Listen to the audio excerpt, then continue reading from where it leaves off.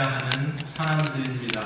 어느 한순간 죽음을 다 경험해야 하지만 우리가 이 죽음을 앞에 두고서 어떻게 하면 어떤 식으로 죽고 싶다라는 그러한 생각들을 가지고 아마 기도도 하고 이런 소원이 있다라는 소원들을 가지고 있는 사람들이 많이 있을 것입니다. 여러분 어떻게 마지막을 맞이하고 싶으십니까? 어떻게 마지막을 맞이하고 싶다라는 생각들이 아마 이 자리에 계신 분들이 많이 공통적으로 가진 것 중에 하나는 어느 날 갑자기 그 자는 동안에 하나님이 나를 편안하게 보내시면 좋겠다라는 그러한 생각들을 가지고 있는 것이 우리 안에 공통된 그러한 고백일 수 있습니다. 아마 이렇게 고백하는 이런 소망을 가지고 있는 사람은 없을 겁니다. 병으로 고생하다가 고통 가운데 가정적으로도 어려움을 겪고 물질적으로도 큰 고통을 느끼며 살다가 그러다가 죽으면 좋겠다라고 생각하는 사람은 이 자리에 없을 겁니다. 누구나 다 마지막을 어떻게 맞이하고 싶다라는 생각에 대해서는 다 비슷한 생각들을 다 가지고들 있습니다. 그런데 중요한 것은 우리가 어떤 형태로 죽음을 맞이하느냐라는 것이 그 사람의 죽음이 복된 죽음이냐 복되지 않은 죽음이냐라는 것을 평가할 수 있는 근거는 아니라는 사실입니다. 내가 마지막에 어떤 식으로 어떤 형태의 그 모습으로 죽음을 맞이하느냐라는 것이 중요한 것이 아니라 그것보다 더 중요한 것은 어떤 형태로 나에게 죽음이 다가오게 되었을 때 어떤 형태로 그 죽음이라는 것이 내 삶의 마지막에 맞닥뜨려지게 되었을 때 내가 그것에 대해서 어떻게 반응을 하느냐라는 것이 더 중요한 문제입니다. 그렇기 때문에 우리가 기도해야 할 것은 사실 하나님 내가 이렇게 죽고 싶습니다 라는 것을 놓고서 기도하는 것보다 더 중요한 것은 하나님 어떤 상황이 내 앞에 놓여진다 할지라도 내가 이렇게 죽음을 맞이하고 싶습니다. 죽음에 대해서 반응하기를 원합니다 라는 것들이 우리가 정말 기도해야 할 기도의 제목들이라고 생각합니다. 우리의 신앙의 선배들의 죽음을 보아도 그렇습니다. 여러분 모세의 죽음을 보십시오. 모세의 죽음은 어떻게 보면 아쉬움의 죽음이라고 생각할 수 있습니다. 이스라엘 백성을 40년 동안 광야에서 인도하다가 느보산에 올라가서 가나안 땅 이스라엘 백성들이 앞으로 점령해서 살게 될 가나안 땅을 눈앞에 두고서 그는 죽습니다. 아쉬운 죽음인 것 같이 보입니다. 마지막 그가 당한 죽음의 앞에 당한 그 현실은 아쉬움이 아닌가라는 그러한 생각들을 얼마든지 가질 수 있습니다. 세례 요한이나 스데반의 죽음을 보아도 억울한 죽음인 것 같습니다. 이렇게 죽어서는 안 될 것 같습니다. 그저 잘못 사는 사람들을 향해서 그들의 죄를 지적하고 그들이 하나님 앞에 올바르지 못한 삶을 산 것에 대해서 분명히 그들의 잘못을 뉘우치고 회개하라고 이야기했건만 그들은 어떻게 죽습니까? 세례 요한은 감옥에서 그냥 비참하게 죽어갑니다. 스데반은 돌에 맞아서 죽어갑니다. 이런 모습들을 보고서 우리는 신자의 죽음을 이야기하고 평가하지 않습니다. 그냥 아쉽게 죽고 비참하게 죽고 정말 그 안타깝게 죽는 그 마지막 장면을 가지고 이 사람들의 죽음을 복된 죽음이다, 복된 죽음이 아니다라고 평가할 사람은 여기 없습니다. 우리는 무엇을 가지고 그들의 죽음을 이야기합니까? 그들이 그 죽음 앞에서 얼마나 하나님의 영광과 하나님의 나라를 위해서 그들이 마지막까지 믿음을 양보하지 아니하고 당당하게 죽음 앞에서 그들이 살아갔는가라는 것을 보면서 우리는 평가를 하는 겁니다. 그들의 죽음이야말로 복된 죽음이었구나 라는 것을 평가한다는 사실입니다. 그렇다면 오늘은 우리가 이제 사무엘상을 오늘로 마지막 장을 맞이했습니다. 사울의 죽음을 통해서 이 사무엘상이 끝나게 됩니다. 사울이 죽음을 당할 때 그가 죽음 앞에 놓인 이 상황 가운데서 어떤 죽음이 그 앞에 놓여져 있는지, 그리고 그것에 대해서, 그 상황에 대해서 사울이 어떻게 반응을 하고 있는지, 그리고 우리가 정말 죽음을 앞에 두고 반응해야 할 참 신앙인의 자세는 무엇인가라는 것을 함께 생각하는 시간을 가지려 합니다. 먼저 사울이 맞게 된 죽음의 상황을 잠깐 생각해 본다면, 우리가 지난 시간에 보았듯이 블레셋과 이스라엘 간의 전쟁이 있게 됩니다. 아주 큰 전쟁이었습니다. 많은 블레셋의 방백들을 모아서 아기스 왕이 그들과 함께 사울의 이스라엘을 점령하고자 그들이 한 곳에 모여서 싸움을 시작하게 됩니다. 사울의 군대, 이스라엘 군대는 이미 그 싸움에서 시작하기도 전에 이 싸움은 진 싸움이었습니다. 왜냐하면 사울이, 왕이라는 사람이 이 블레셋 사람들 군대를 보고 겁에 질려서 떨고 있었기 때문에 그런 겁니다. 이 싸움을 시작하게 되었습니다. 그리고 사울도 쫓기는 상황 가운데 몰리게 되었습니다. 화살을 가진 블레셋 사람이 쏘았는데 사울의 몸에 맞아서 사울은 그것 때문에 치명적인 부상을 당해서 죽어가는 그러한 형편 가운데 놓이게 되었습니다. 이게 사울이 맞닥뜨려진 마지막 죽음의 상황이고 마지막 그의 인생의 마지막의 시간이었습니다. 그런데 이 상황 가운데서 사울이 어떻게 반응을 합니까? 오늘 4절에 있는 말씀을 보니까 사울이 이렇게 반응을 합니다. 그가 무기를 든 자에게 이르되 내 칼을 빼어 그것으로 나를 찌르라. 할례 받지 않은 자들이 와서 나를 찌르고 모욕할까 두려워하노라. 이게 사울이 죽음 앞에서 반응했던 그의 반응이었습니다. 어떤 반응이었냐면, 이제 자기 무기 든 그 병사에게 칼로 나를 찔러서 죽이라는 겁니다. 왜냐하면 할례 받지 않은 블레셋 사람들에 의해서 모욕을 당하며 수치 가운데 죽는 것보다 차라리 그냥 내 손에 죽는 것이 낫겠다라고 생각을 해서 그렇게 이야기를 한 겁니다. 그런데 자기가 계획한 대로 됩니까? 안 됩니다. 병기 든 자가, 무기를 든 자가 차마 사울의 명령에 복종할 수가 없었습니다. 주저하고 있을 때 사울이 두 번째 옵션을 택합니다. 자기 칼을 가지고 그 위에 자기가 엎드러져서 스스로 자기의 목숨을 끊은 겁니다. 여러분, 두 번째 사울의 옵션이 그대로 진행된 것처럼 보입니다. 오늘 우리가 읽은 말씀에서는 사울이 그렇게 해서 죽었다라고 그렇게 표현이 되어 있습니다. 그런데 한 장면이 끊겨져 있습니다. 그 한 장면, 사울이 자기의 목숨을 스스로 끊은 것과 같은 그 사건의 중간에 무엇이 있었냐면 바로 사무엘하 1장의 말씀이 있습니다. 우리가 읽은 이 말씀의 바로 뒷장이 사무엘하 1장입니다. 사무엘하 1장의 사건을 보면 사울의 마지막은 그렇게 죽지 않았다는 것을 보여주고 있는, 설명하고 있는 부분이 나오고 있습니다. 1절부터 10절까지에 있는 말씀을 보면 이런 이야기입니다. 사울의 진영에서 이스라엘 백성들이 다 블레셋에 의해서 패하고 도망가는 그러한 상황 가운데 한 청년이 그곳에서 이스라엘의 진영에서 나와서 다윗이 있었던 시글락 땅으로 갑니다.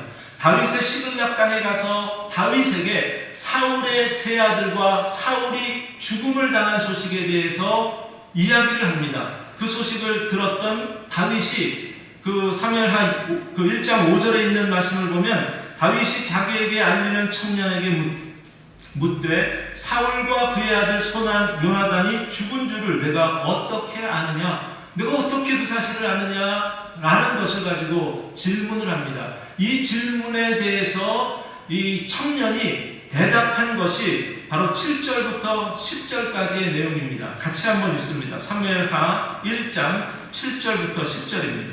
사울이 뒤로 돌아 나를 보고 부르시기로 내가 대답하되 내가 여기 있나이다 한즉 내게 이르되 너는 누구냐 하시기로 내가 그에게 대답하되 나는 아말렉 사람이니이다 한즉 또 내게 이르시되 내 목숨이 아직 내게 완전히 있으므로 내가 고통 중에 있나니 청하건대 너는 내 곁에 서서 나를 죽이라 하시기로 그가 엎드러진 후에는 살 수 없는 줄을 내가 알고 그의 곁에 서서 죽이고 그의 머리에 있는 왕관과 팔에 있는 고리를 벗겨서 내 주께로 가져왔나이다 하니라.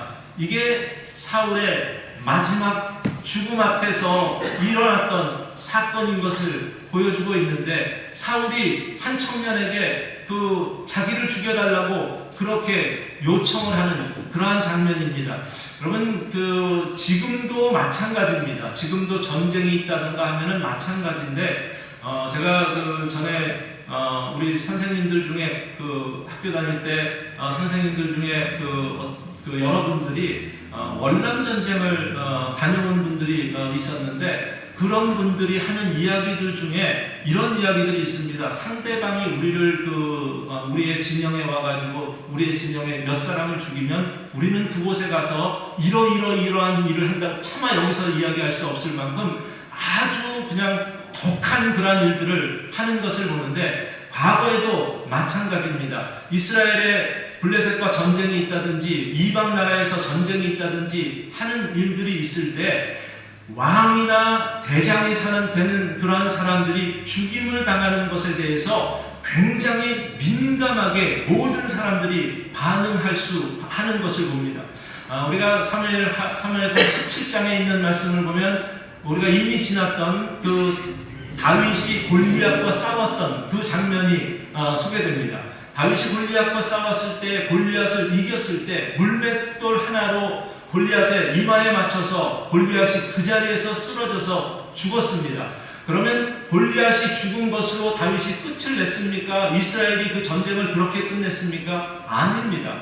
다윗이 이런 일을 했습니다. 한번 들어보시기 바랍니다. 다윗이 달려가서 블레셋 사람을 밟고 그의 칼을 그 칼집에서 빼내어 그 칼로 그를 죽이고 그의 머리를 베니 블레셋 사람들이 자기 용사의 죽음을 보고 도망하는지라. 이스라엘과 유다 사람들이 일어나서 소리 지르며 블레셋 사람들을 쫓아 가이와 에그론 성문까지 이르렀고, 블레셋 사람들의 부상자들은 사라임 가는 길에서부터 가드와 에그론까지 엎드러졌더라. 이스라엘 자손이 블레셋 사람들을 쫓다가 돌아와서 그들의 진영을 노략하였고, 다윗은 그 블레셋 사람의 머리를 예루살렘으로 가져갔고 각주는 자기 장막에 두니라. 어떻게 했답니까? 다윗이 그냥 죽은 것만 보고 확인하고 그 전쟁을 끝내지 않았습니다.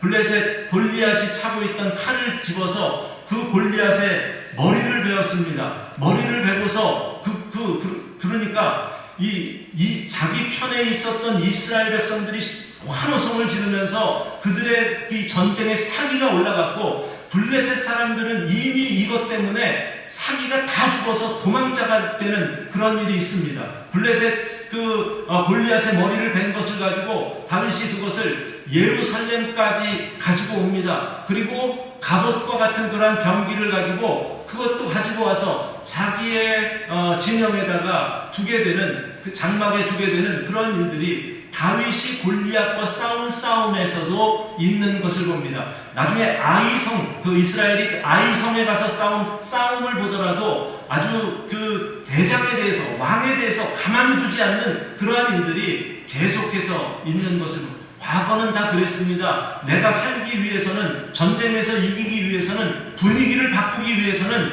이런 식으로 전쟁을 했습니다. 사울은 이 모든 상황을 다 이미 알고 있었습니다. 그렇기 때문에 지금 그 블레셋의 한 병사에 의해서 활에 맞아가지고 죽어가고 있는데, 그냥 이 상황 가운데서 죽으면 자기에게도 모욕이고 자기의 어떤 명예도 떨어지고 이런 것들이 그에게는 큰 문제였던 것을 봅니다. 그렇게 죽고 싶지 않았습니다. 그래서 무기 든 사람에게 차라리 자기를 먼저 죽이라고 합니다. 그런데 무기 든 사람이 그것에 복종하지를 않습니다. 그래서 2차적으로 자기가 스스로 자기의 목숨을 끊으려고 했습니다. 그런데 그가 가지고 있었던 원칙 가운데 하나가 무엇이었냐면, 할례받지 않은 사람에게 죽는 것은 명예롭지 않다라는 그러한 생각을 가졌습니다.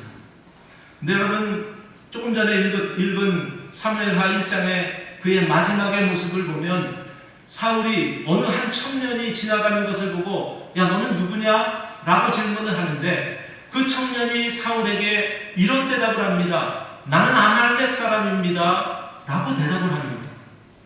아말렉 청년에게 야, 내가 지금 목숨이 살아있는데 구절에 있는 말씀을 보면 내 목숨이 아직 내게 완전히 있으므로 내가 고통 중에 있다 라고 이야기합니다. 아직 내가 고통을 다 느끼고 있고 내가 정신을 말짱해가지고 이 죽어가는 이 모습이 너무 힘들어서 내가 차라리 나를 죽이라 라는 것을 요구합니다. 여러분, 이게 얼마나 사울의 마지막에 그가 가지고 있는 원칙의 모순인지 아십니까? 사울은 어떤 원칙을 가졌다고 했습니까? 블레셋 사람, 할례 없는 사람들에 대해서 모욕을 받고 싶지 않다라고 그렇게 생각을 했습니다. 그런데 할례 받지 않은 사람 중에서도 할례 받지 않는 사람, 이런 사람들이 아말렉 사람들이었습니다. 바로 사울을 죽였던 아말렉 청년이었습니다. 아말렉 사람들에 대해서 하나님께서 이스라엘 백성들에게 많은 예언의 말씀들을 하신 것 중에 이런 예언은 하신 적이 없습니다. 내가 이 민족이나 이 나라에 대해서는 대대로 싸울 것이다. 이렇게 예언한 적은 없습니다. 오직 한 족속만 있습니다. 그 사람들이 바로 아말렉 족속입니다. 사울은 할례 받지 않은 사람에게 죽음을 당하는 것을 수치라고 생각했습니다. 그것이 자기 개인의 명예입니다. 그냥 그렇게 죽고 싶지 않은 겁니다. 마지막에 치욕적으로 죽고 싶지 않은 겁니다. 그게 죽음 앞에 맞닥뜨린 그 상황 가운데서 자기가 할 수 있는, 생각할 수 있는 최고의 자존심이었습니다. 그런데 그게 자기의 원대로 됩니까? 마지막에 너무 아프고 그러니까 야, 네가 아말렉 사람이건 뭐건 그냥 나 죽여라. 스스로 자기가 했던 그 기준을 완전히 스스로 파기하는 그러한 말과 행동을 하고 있는 것을 봅니다. 여러분, 얼마나 사울이 비참하게 죽습니까? 자기가 그래도 생각했던 최소한의 그러한 명예도 다 내던지고 죽어가는 그 모습이 사울에게 있었던 것을 봅니다. 하나님께서는 사울에게 아말렉에 대해서만큼은 한 번쯤은 경험할 수 있는 그러한 기회도 허락해 주셨습니다. 여러분, 이미 보았던 사무엘상 15장에 있는 말씀에서 하나님께서 이스라엘 백성이 아말렉과 싸우는데 사울이 그것을 주동해서 싸우게 하셨습니다. 아말렉과 싸울 때 하나님이 이런 말씀하셨습니다. 그들을 진멸해야 된다. 남자나 여자나 노소를 막론하고 그 안에 있는 짐승이나 다 진멸해야 된다라고 했을 때 가서 진멸을 합니다. 그런데 전부 다 진멸을 하지를 않습니다. 어떻게 합니까? 그 중에서 좋은 소와 양을 남깁니다. 자기의 욕심을 채우려고 남깁니다. 사무엘을 통해서 하나님께서 사울을 책망하셨습니다. 내가 왜 그렇게 했느냐라고 그렇게 그 이유를 물었을 때 사울이 어떻게 대답합니까? 핑계를 대지 않습니까? 내가 이거 가지고 하나님 앞에 제사를 드리려고 했습니다. 라고 했을 때 우리가 너무나 잘하는 말이 여기서 나오지 않습니까? 하나님은 어떤 하나님이시라고 이야기합니까? 순종이 제사보다 낫고 순종하는 것이 수양의 기름보다 낫다라고 그 이야기가 여기에서 나옵니다. 순종하지 않은 사울이었습니다. 그러면서 하나님은 이렇게까지 이야기했습니다. 여호와께서 왕을 버려서 왕이 이제는 더 이상 이 나라의 왕이 되지 못하게 하셨습니다. 사무엘이 그런 이야기를 하고 그 자리에서 더 이상 사울과 사무엘은 만날 일이 없게 그렇게 흩어놓는 일들이 그 사건 가운데 있었던 것을 봅니다. 그 정도 깨달았다면 자기가 한 말도 있습니다. 할례 받지 않는 사람에게 모욕적으로 죽는 것은 원치 않는다 라고 했음에도 불구하고 아말렉 한 청년에게 나를 죽여달라 라고 해서 결국에 그 청년에 의해서 죽음을 맞이하는 사울의 모습을 봅니다. 어리석은 자의 죽음이었습니다. 이것만이 아닙니다. 오늘 사울은 자기가 일어나지 않게 만들기 위해서 애썼던 모든 일들이 오히려 다 일어나지 않습니까? 오늘 9절과 8, 9, 10절에 있는 말씀을 보면 8절을 보십시오. 그날 블레셋 사람들이 죽은 자를 벗기러 왔다가 사울과 그 세 아들이 길보아 산에서 죽은 것을 보고 사울의 머리를 베고 그의 갑옷을 벗기고 자기의 산당과 백성들에게 알리기 위하여 그것을 블레셋 사람들의 땅 사방에 보내고 그의 갑옷은 아스다롯의 집에 두고 그의 시체는 벳산 성벽에 못 박았다. 다윗이 마치 골리앗을 그렇게 했던 것처럼 사울이 어떻게 됩니까? 완전히 그가 마지막까지 수치를 당하지 않도록 그렇게 노력했던 모든 것들이 수치로 바뀌었습니다. 그의 목이 배임을 당합니다. 죽은 뒤이지만 배임을 당합니다. 그가 입었던 그 장비들은 전부 다 빼앗김을, 다 벗김을 당합니다. 그리고 그의 그 머리는 그들의 신전이었던 아스다롯 신전에다가 하게 되고, 그렇게까지 사울의 몸은 벳산이라는 그 성벽에다가 그 못을 박아서 거기에서 사람들이 다 보는 앞에 수치를 당하는 일들이 있게 된 것을 봅니다. 여러분, 이렇게까지 사울은 자기가 이 죽음에 대해서 반응한 것을, 자기가 원하는 그런 원치 않는 반응들이 처음부터 끝까지 다 이루어지게 되는 것을 봅니다. 왜 그렇습니까? 죽음은 우리가 생각하고 희망한다고 해서 그대로 이루어지는 것이 아니라 하나님께서 주권적으로 우리에게 주시는 시간들입니다. 세례 요한이 그것을 놓고서 기도하지 않았을 겁니다. 마지막에는 내가 감옥에서 죽어야지, 이런 생각 갖지 않았을 겁니다. 스데반이 마지막에 나는 돌에 맞아 죽어야지, 이런 생각 갖지 않았을 겁니다. 하나님께서 그에게 환경 가운데서 그런 환경을 주셨습니다. 그런데 우리가 해야 할 것은 그 죽음에 어떻게 반응해야 하는 것입니다. 우리가 마지막에 죽음을 이렇게 죽고 싶다라는 것을 소망은 가질 수 있어도 우리가 정말 기도해야 할 기도의 제목은 이 죽음을 어떻게, 하나님께서 어떻게 주시든지 내가 죽음 앞에서 당당하게 하나님의 자녀의 본연의 모습을 잃지 않고 살아가겠노라고 고백해야 할 줄로 믿습니다. 삼손의 죽음을 아십니까? 삼손이 하나님 앞에 죄를 범했습니다. 하나님 앞에 잘못했습니다. 삼손을 그렇게 해서 하나님께서 잘못한 그의 죄에 대한 결과로 보여주신 것이 그가 블레셋 사람들 앞에서 수치를 당하는 일이었습니다. 그의 두 눈이 뽑힘을 당합니다. 그의 온 몸은 놋줄에 묶인 상태로 그렇게 됩니다. 그리고 블레셋 사람들의 신당, 다곤의 신당에서 그냥 그 블레셋 사람들이 제사를 드리고 거기서 잔치를 하고 하다가 삼손을 데려다가 제주를 부리게 만듭니다. 삼손이 마지막 죽음을 그렇게 맞이하게 되었을 때 그가 무엇을 했는 줄 아십니까? 하나님 앞에 기도합니다. 하나님 앞에 이런 기도를 합니다. 하나님, 이번 한 번만 나를 강하게 해주셔서 블레셋의 원수를 단번에 갚게 하옵소서. 왜 삼손이 이런 기도를 했을 것 같습니까? 자기의 명예가 더럽혀진다고 생각했기 때문입니까? 사울처럼 아닙니다. 지금 삼손은 무엇을 생각하냐면 내가 이렇게 수치를 당하는 것이 하나님의 수치가 되지 않게 하기 위해서 그가 발버둥치며 하나님 앞에 간구합니다. 하나님, 한 번만 나를 강하게 해주셔서 하나님을 두렵게 여기지 않고 하나님을 저주거리로 생각하고 있는 이 블레셋 사람들 가만히 두고 싶지 않습니다.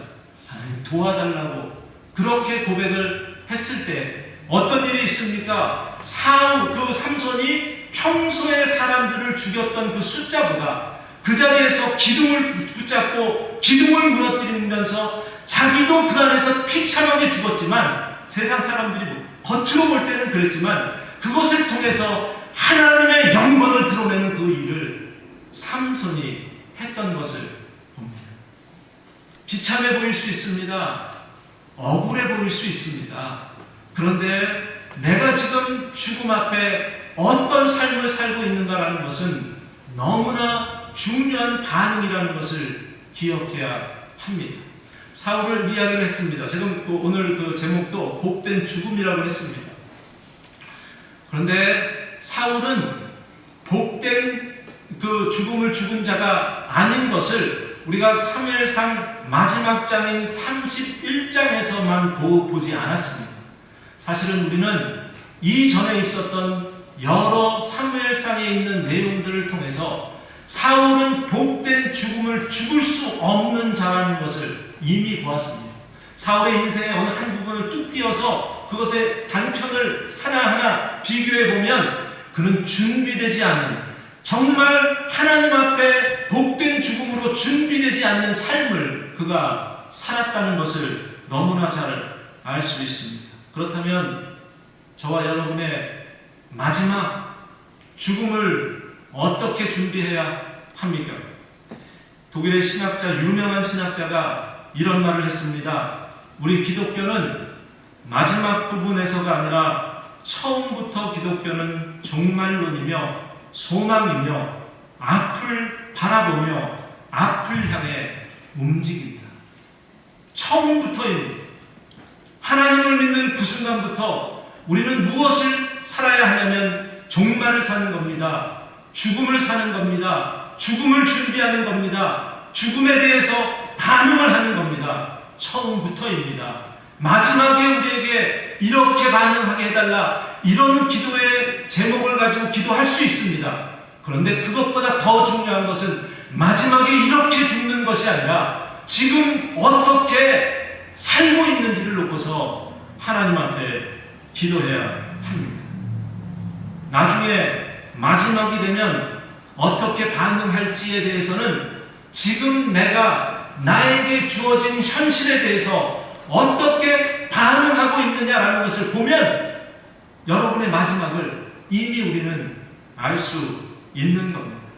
그렇기 때문에 사도 바울이 고린도 교회에게 했던 이야기 가운데 하나가 그것입니다. 보라, 지금이 은혜 받을 만한 때고 지금이 구원의 날이다. 하나님이 우리를 나중에 구원하시겠지가 아니라 지금이 은혜 받을 만한 때, 지금이 구원의 날이라는 그 사실을 반드시 기억해야 합니다. 100m 경주를 하는 사람들이 100m 마지막에 가서 속도를 내서 마지막에 테이프를 잘 끝난 여기 100m까지만 내가 잘 달려야지 라고 준비해서 달리는 사람은 없습니다. 110m, 120m까지 달리는 겁니다. 그 앞을 보고서 지금을 최선을 다해서 달리는 것이 진정한 경주자의 모습입니다. 케냐의 어느 선교사님이 선교 후보생들로부터 여러 질문들을 받았답니다. 내가 어떻게 하면 선교를 잘 준비할 수 있습니까? 케냐 사람들은 어떻게 먼저 내가 그 준비해서 배워야 합니까? 언어는 어떻게 해야 합니까? 그들의 문화는 어떻습니까? 내가 아이들을 데리고 갈 텐데 아이들이 가면은 그곳의 국제학교는 어떻고 또 국제학교에 또 드는 비용은 어떻습니까? 어떻게 준비합니까? 라고 질문을 했을 때 이 모든 질문을 받고서 그분이 한마디로 대답을 한답니다. 그냥 죽을 각오하고 오세요. 죽을 각오하고 사는 겁니다. 죽을 각오하고 죽음을 준비하며 살아가는 그 모습, 한순간 한순간도 흐트러짐 없이 하나님 앞에서 죽음을 준비하며 살아갈 때, 진짜 죽음이 우리에게 있을 때 우리는 어여시 그 죽음을 쉽게 맞이하며 죽음을 딛고 일어설 수 있는 그러한 하나님의 자녀들이 될 줄로 믿습니다. 지금 현재 종말을 살자는 말입니다.